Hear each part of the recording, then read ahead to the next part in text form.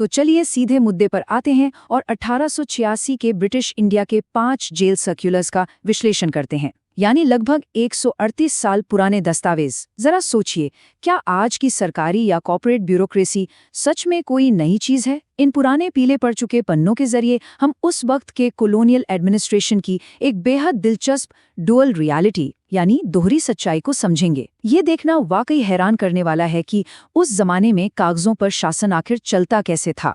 शुरुआत करते हैं इंस्पेक्टर जनरल आर.टी. होबर्ट के मार्च 1886 के इस मेमो से। इसे देखते ही ऐसा लगता है जैसे हम सीधे 19वीं सेंचुरी में पहुंच गए हैं, एक ऐसे दौर में जहां हर छोटी से छोटी बात को कागज पर दर्ज करना बेहद जरूरी था। इन दस्तावेजों का पीलापन और इनकी सख्त भाषा ये अपने आप में उस वक्त की ब्यूरोक्रेसी के कड़े अनुशासन का एहसास दिलाती है। तो हमारा पहला बड़ा विषय है 1886 में कैदियों की हेल्थ और उनका वेलफेयर। आखिर एक जेल सिस्टम उस दौर में इंसानों के साथ कैसा बर्ताव करता था, चलिए देखते हैं। इन दस्तावेजों को समझने के लिए तत्पुरदा जैसे पुराने शब्दों को जानना बहुत जरूरी है। असल में ये कैनवस या जूट के मोटे पर्दे होते थे जो सोते वक्त ठंडी हवा को रोकने के काम आते थे। निर्देश बिल्कुल साफ थे। मेडिकल और नॉन मेडिकल सुपरिटेंडेंट्स को सख्ती से कहा गया था कि बैरिक्स के उस हिस्से में जहां से ठंडी हवा आती है वहां इन पर्दों को लगाया जाए ताकि कैदियों को कपाकपाती सर्दी से बचाया जा सके। लेकिन यहाँ कहानी में एक ट्विस्ट आता है। जैसे ही मौसम बदला, निर्देश भी बदल गए। जून 1886 की बारिश शुरू होते ही कर्नल H.M. स्टैनली क्लार्क ने एक बिल्कुल नया ऑर्डर निकाल दिया। अब उन कैदियों के वजन को सख्ती से नापने का आदेश था जिन्हें रिड्यूस डाइट यानी कम आहार पर रखा गया था। एकदम से फोकस बदल गया है ना? तो सबसे बड़ा टकराव या कॉन्ट्रडिक्शन यहाँ नजर आता है।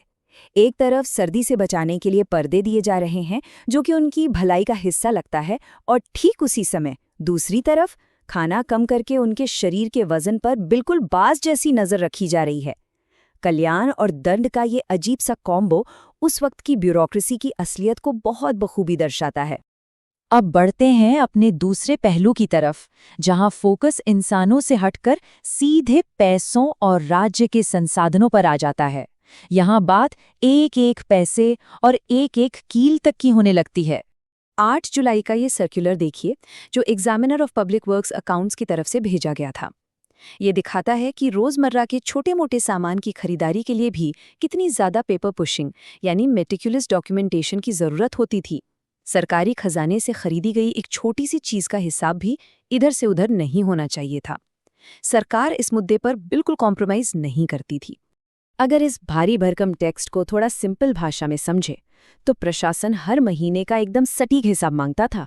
अधिकारियों को यूरोपियन स्टोर्स और कंट्री स्टोर्स के बीच का अंतर बिल्कुल साफ रखना होता था। यहाँ तक कि लोहा, जिंक, चादर, पेच यानी स्क्रूज और कोलतार, इन सब की एक एक यूनिट और एक एक ग्राम का हिसाब रखना कंपलसरी था। एक छोटी सी कील भी उनकी नज़र से बचनी नहीं चाहिए थी। अब एग्जामिनर F.G. ओल्डहम के 14 जुलाई के इस पत्र को थोड़ा ध्यान से समझते हैं। इससे उस वक्त के फाइनेंशियल सिस्टम में बसे एक गहरे अविश्वास या कहो कि डीप डिस्ट्रस्ट का साफ पता चलता है। हर किसी को शक की निगाह से देखा जाता था, और यही वजह थी कि अकाउंट्स के नियम लगातार और ज्यादा स्ट्रिक्ट किए जा रहे थे। यह स्पेसिफिक निर्देश किसी जासूसी कहानी से कम नहीं लगता। इसमें साफ लिखा है कि किसी दरोगा या ऐसे किसी मध्यस्थ अधिकारी की रसीद को वाउचर नहीं माना जाएगा जिसके जरिए काम के पैसे दिए गए हों। असल में धोखाधड़ी को जड़ से उखाड़ने के लिए इन मिडिल मैनेजर्स को पूरी तरह बाईपास कर दिया गया। अब डायरेक्टली ठेकेदारों यानी कॉन्ट्रैक्टर्स के हस्ताक्षर मांगे जाने लगे। फ्रॉड का कोई चांस ही नहीं छोड़ना था। रोज के इन छोटे मोटे सामान की बारीकियों से थोड़ा पीछे हटकर अब एक बिगर पिक्चर देखते हैं।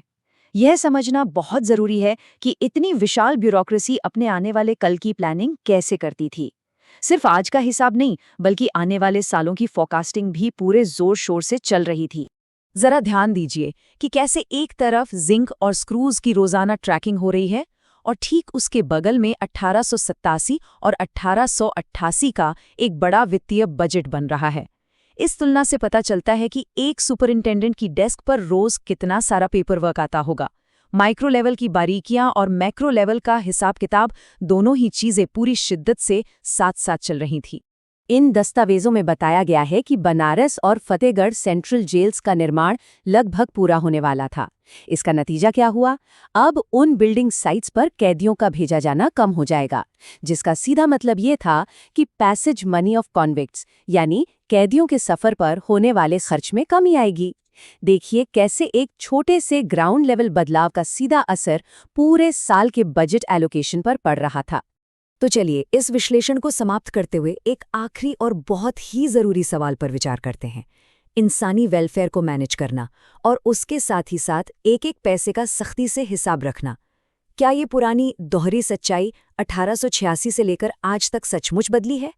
आज की आधुनिक संस्थागत ब्यूरोक्रेसी को देखें तो ऐसा लगता है कि इंसानी ज़रूरतों और बजट शीट्स के बीच का यह टकराव आज भी वैसा ही है जैसा उन 138 साल पुराने सर्कुलर्स में था।